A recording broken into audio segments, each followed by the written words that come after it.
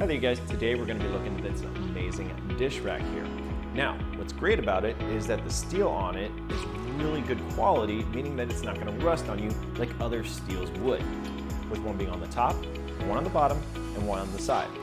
These are great because then they'll catch the water from dripping and getting all over your countertop, which is something you don't want. The legs of this thing are great because it actually has suction cups on the bottom, meaning that it's going to be more stable for you. So if I try to move this thing, it's not going to budge for the cutting board along the side, and it also has it for the utensils on the side over here.